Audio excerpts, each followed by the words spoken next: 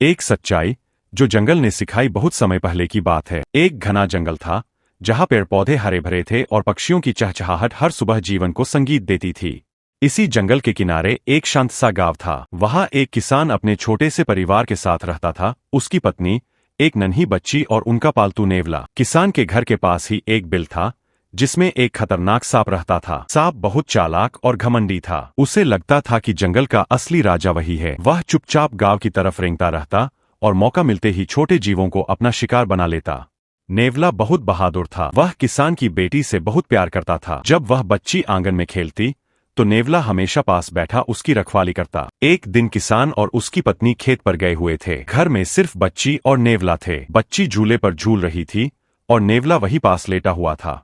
तभी सांप बिल से बाहर निकला और धीरे धीरे आकर बच्ची की ओर बढ़ने लगा।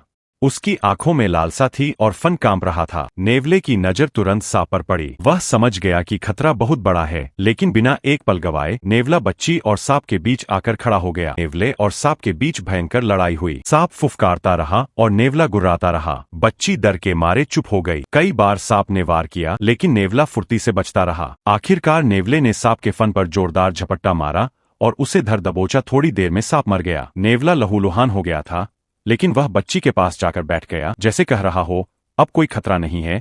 जब मां बाप लौटे, किसान और उसकी पत्नी जब वापस लौटे तो उन्होंने आंगन में मरे हुए सांप को और खून से सना नेवला देखा। उन्हें समझ में नहीं आया क्या हुआ। पत्नी घबरा गई और बिना कुछ सोचे नेवले पर झाड़ू से हमला कर दिया।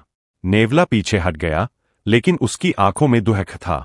तभी बच्ची ने मां का पल्लू खींचा और बोली, मां, नेवले ने मुझे बचाया। किसान को सब समझ में आ गया। उसने नेवले को गोद में उठाया और आंसू भरी आंखों से कहा, तू तो हमारे परिवार का रक्षक है। पत्नी को अपनी गलती का बहुत पछतावा हुआ। उसने नेवले से माफी मांगी और उसका इलाज किया। अंत में कुछ ही दिनों में नेवला ठीक हो गया। वह पहले से भी ज्यादा घर से जुड़ गया। बच्ची भी अब उसे अपना सबसे अच्छा दोस्त मानती थी।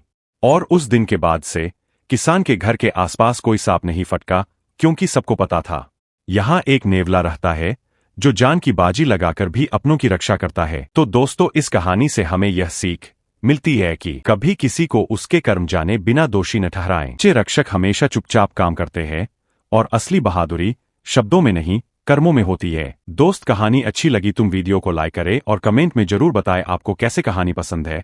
ऐसी वीडियो के लिए मेरे चैनल को सब्सक्राइब जरूर करें।